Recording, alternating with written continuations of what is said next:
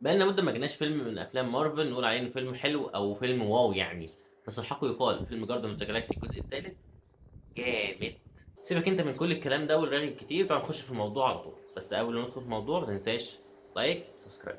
أحد أهم إيجابيات الفيلم ده إن الكوميديا اللي فيه حلوة، حلوة وبتضحّك أغلب الوقت ومش سخيفة، مش عمّالة على بطّال أوي زي بقية الأفلام مارفل الفترة الأخيرة، يعني دايمًا بتلاقي الكوميديا في موضعها.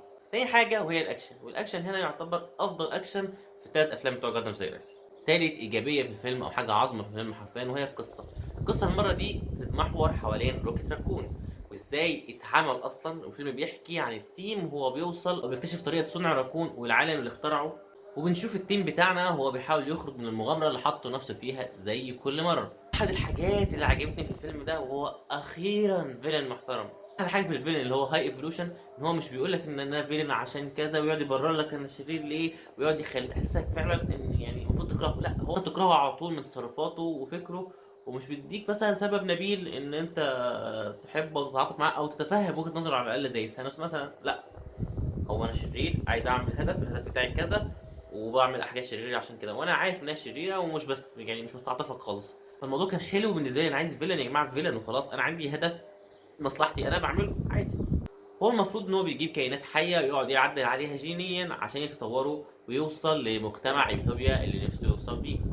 وفي الطريق ده بيبيد حاجات كتير هو عملها، جماعات كتير هو اخترعها عشان ما بتكملش، ما عدا روكيت راكون اللي هو بيحصل له طفرة جينية أو حاجة مختلفة عن غيره، بيبقى حاجة أحسن مما هو كان متوقعها كمان. فعشان كده هو عايز السر بتاع روكيت راكون عشان يعمل زيه. وأعتقد أنت فهمت قصة الفيلم هتمشي إزاي دلوقتي. وبيحصل تصادم وكلاش رائع ما بين التيم بتاعنا والتيم بتاع هاي ايفولوشن، وبيجي ادم وورلك كده في النص. ادم وورلك هتكلم عنه في عيوب اكتر لان شخصيا ما عجبتنيش خالص على عكس ما كنت متوقع. ندخل بقى في السلبيات. السلبيات اول حاجه هي ان الفيلم يعتبر اخر فيلم في السلسله او اخر فيلم في سلسله جارديان اوف جالاكسي في عالم مارفل السينمائي، فده بالنسبه لي شيء حزين. زائد ان هو كنت محتاج حاجه اكبر من كده تختم قصتهم في العالم ده. تاني حاجه وبكل تاكيد هي ادم وورلك. مين اللي عايز يسيس ده؟ ادم مورج المفروض في الكوميك وفي اللعبه حتى اللي انا لعبتها جاردن جالاكسي هو حاجه شبه لورد كده او حاجه شبه حاكم من حكوم الكون، حاجه كده خارقه مليئه بالحكمه عاش الاف السنين. لكن ده عيل بشخ، ايه اللي جايبه ده؟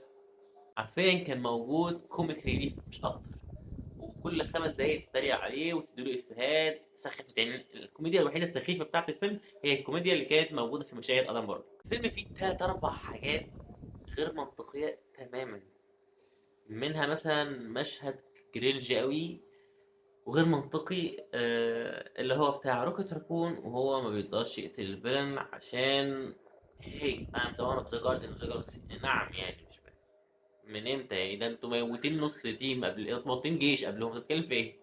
في عيب مش عارف هيبقى عيب ليك ولا لا، هو بالنسبه لي ما كانش عيب، انا كنت مبسوط، بس هو نهايه الفيلم سعيده جدا، very happy ending. بس بالنسبة لي أنا كنت مبسوط يعني، ما كنتش متضايق قوي إن النهاية مش تعيسة. تقييم النهائي للفيلم هو 9/10. الفيلم جامد يا جماعة، الفيلم جامد، ما شفناش فيلم زيه أو حاجة زيه كده من أيام نو واي هوم. ولو عجبك الفيديو متنساش تعمل شير ولايك سبسكرايب. سلام.